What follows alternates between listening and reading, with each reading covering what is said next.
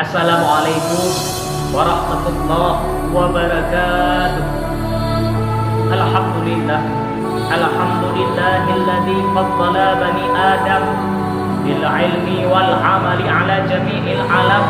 Wassalatu wassalamu ala sayyidina Muhammadin wa ala alihi wa ashabihi ajma'in. Amma ba'du.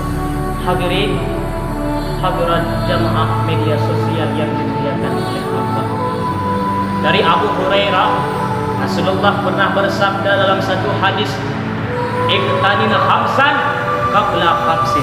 Pergunakan 5 perkara sebelum datangnya 5 perkara. Yang pertama adalah syababaka qabla harabika.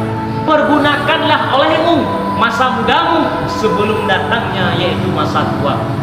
Di antara 7 golongan yang mendapatkan naungan Allah di yaumil kiamat, tidak ada atap, tidak ada pokok kayu, gunung-gunung seperti kal'aihil manfush, bulu kambing ditiup angin, tapi ada yang mendapatkan naungan Allah. Siapa dia? Yaitu nasya'a fi ibadatillah, yaitu anak muda yang tumbuh beribadah kepada Allah Subhanahu wa ta'ala.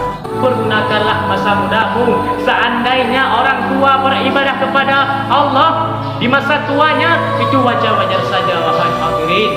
Tapi kalau anak muda beribadah kepada Allah, maka itu yang luar biasa. Karena masa muda itu adalah masa darah bergejolak, hawa nafsu, sampai-sampai dikatakan Nabi di antara 7 golongan yang mendapatkan naungan Allah adalah anak muda. Wahai hadirin, hadirin yang dimuliakan oleh Allah. Wahai para anak-anak muda, engkau adalah harapan bangsa, engkau adalah harapan Indonesia, engkau adalah harapan agama ke depan. Syubhanul yaum rijalul waqt, pemuda-pemuda masa kini adalah pemimpin-pemimpin masa depan. Baik buruknya bangsa ke depan tergantung kepada anak-anak muda.